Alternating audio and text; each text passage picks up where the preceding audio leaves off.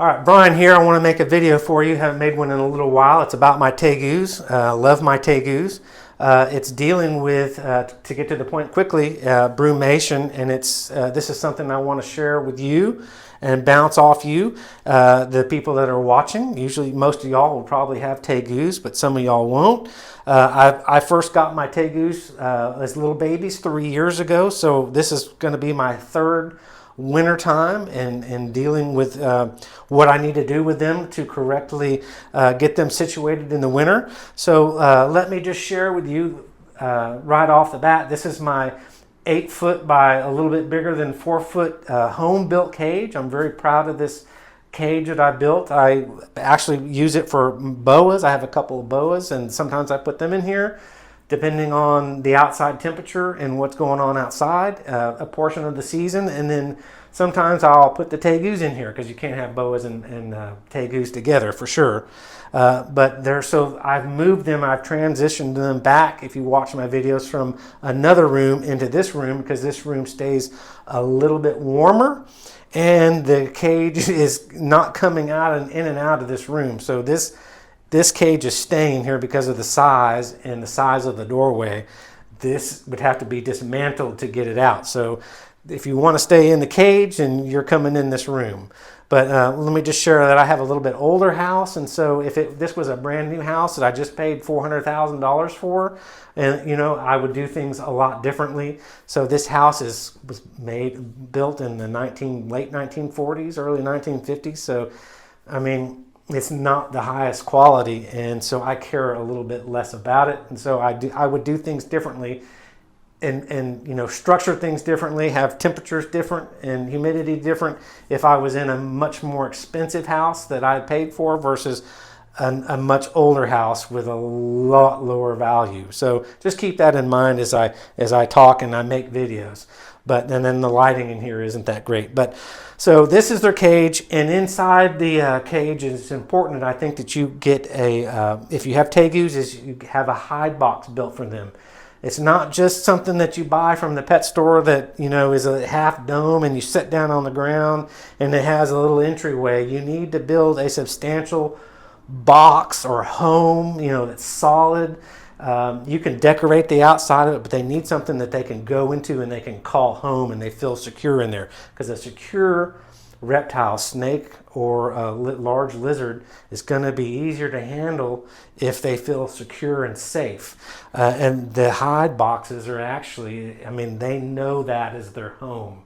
And that is very, very important that you establish, and they know that just like we want to have a home to go to, that they have a home. Even if it's inside a bigger cage, they still need a place they can go that's dark and it has a little entrance that they can get into, squeeze into, and then they can go and they have that space to go in there and get away from everything and sleep. So with that said, you need to build a hide box. I have a couple of them that I've built, and I have had videos on those.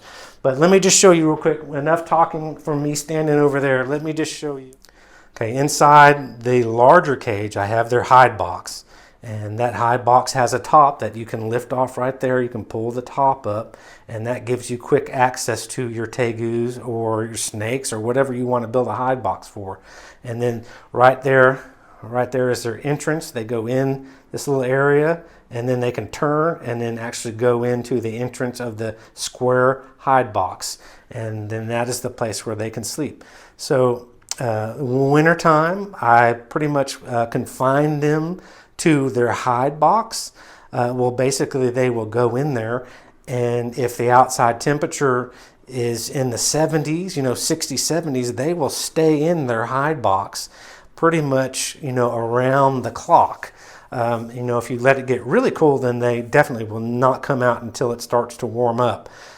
So I got them there in their hide box. I have what I've done this year is I have a ZooMed habitat heater. You can look that up on Google. And that is mounted, it's 1.5 feet wide by 1.5 feet, dimension wise. And that is screwed up to the top of that lid. And then that plugs in the wall. And then also too, I have got 2 smaller, maybe 12-inch by 9-inch heating pads, reptile heating pads, and they have an adjustable thermostat on the cord. And then I have a low, medium, high, and in between, infinite range of adjustments to heat them from the bottom, and then I have the heat coming from the top. So that's what I'm doing different this year. Instead of letting the hide box get down to 59, 60 degrees, I'm keeping it about 75, 70, 73 to 76 degrees, and then giving them different warm spots per the heating pads under there where they can go sit or they can go move around and get a little bit cooler or get a little bit warmer. I think it's working out really, really well. And there you can see the cord that's going up for my camera. I have a camera, a security camera, infrared security camera, or it just uses a red light and it sees what's in that red light that it produces, and I can monitor them. So very cool this year that I'm doing that, and I'm learning a lot about their brumation cycle and how they sleep and when they get up, because I get notices when they move around. I want to point out another thing that I did new this year that I've been wanting to do for a while. I just didn't go and spend the money and do. I put this similar to an athletic field, football field, AstroTurf. It's a little bit more like real grass. It's a piece like that's cut. This was a larger piece that I had to buy because it's on a big spool. But the Tegus really like sitting on this. This adds padding, but it's more natural. Like they just like it, and I'm really excited to add that to their hide. This was on the bottom of their hide, and you can see it in the security cam video footage that I took from there. But they love laying on this, and then I have the heaters underneath it, so it kind of adds a little bit of barrier between this and the heater pad. And they just really enjoy sitting on that, and it's more natural for them. So I'm really excited to add that. And again, I got this at Home Depot, and this larger piece was probably like $35. It's not inexpensive, but then you can cut these up and use these for snakes or all kinds of different reptiles. But yeah, it's like grass, but they can poop on it and pee on it, and you can wash it off. You can take it out. It's very durable. It's outside, can stand up to the weather if that's what you choose, we're going to use it for. So it's very durable. But just wanted to tell you about that real quick. And then also too, I have what I've done different this year is a water container inside the hide box. So they sleep over here and over here and over here, and then they can just easily within 6 inches go and drink out of their water bowl. And I'm seeing through video that they are drinking a lot of water to stay hydrated. Instead of having a water bottle over there in the cage where they have to wake up, come out, wander around to find the water, it's actually right in here. So I think that's amazing that I became aware of how much water they are drinking, even though they're in their little process of kind of zoning out and staying inside. If they dug a little cave or a little tunnel, or they were out in the wild in a piece of wood, or under a lot of leaves, or whatever they were going to do, they have a quick and easy water access. So very, very key. Also too, you don't want to forget, and I've done this last year, that you want to keep humidity still at between 60 and 70%, 55, 75%. Because then when it's cold, let me move my camera back over here. So in the winter, when your house is warm and you have a central heat and air unit, your heaters will pull the moisture out of the air and make it possibly get you down to 20 to 30% humidity. And the Tegus do still need higher humidity than that in the winter. And something that I've learned, because I have two different Tegus. I have a red Tegu and a black and white Tegu. And the red Tegu has some genetics from the black and white Tegu, as the red Tegu was likely bred between the two parents. One was a red Tegu and one was a black and white Tegu. So now I've got the genetics of both Tegus in one Tegu, and that's my female. And you need to think about these things, because South America from north to south, from North South America to South South America, that's probably like 2,000 miles. And so tegus, from the best of my understanding, will come from a large range of that continent where, Brazil gets much warmer and has different humidity requirements or different humidity environment versus more southern South Argentina, or a more northern as you get up more towards Central America.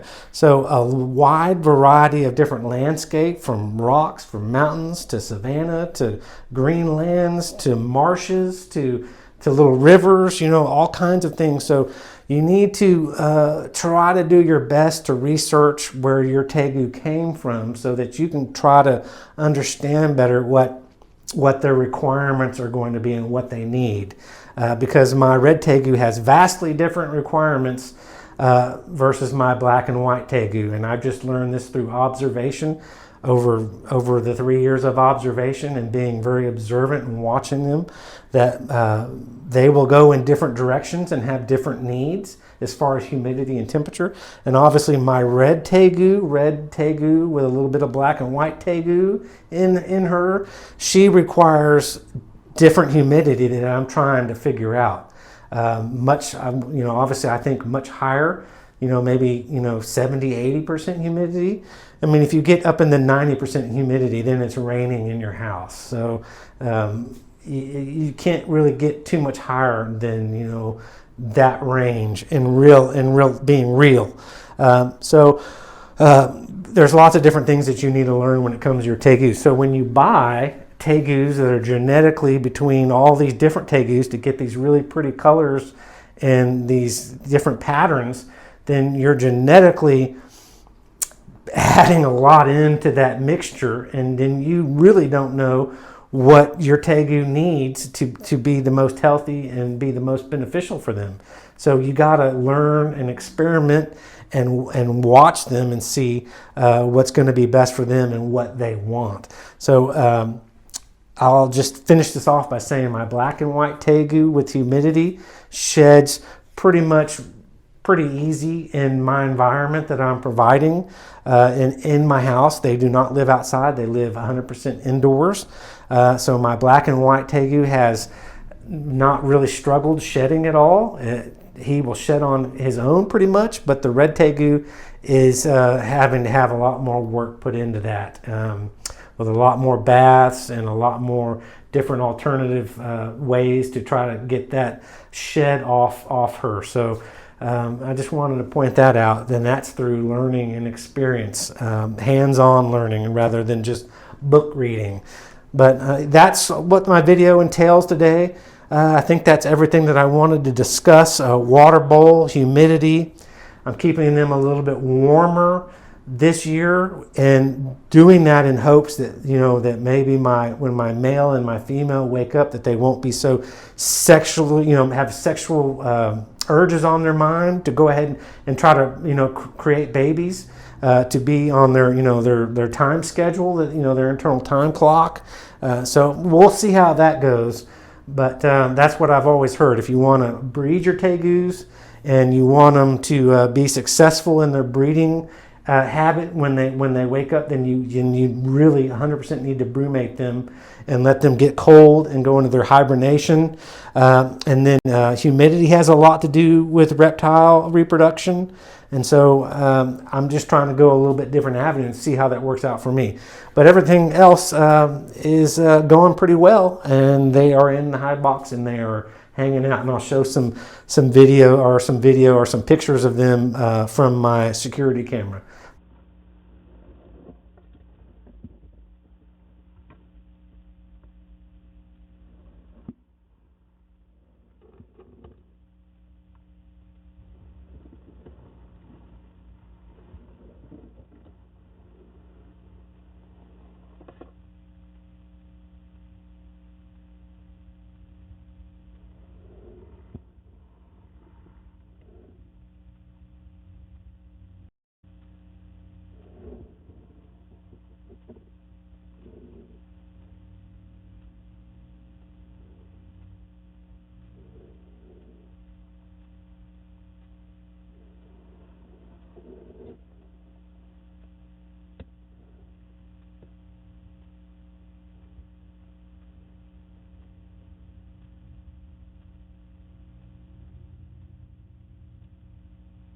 That's everything I wanted to talk about. Leave a like if you liked or found the video entertaining or helpful. And catch me on my next videos here in the future. All right? Bye-bye. Have a great day. Great night.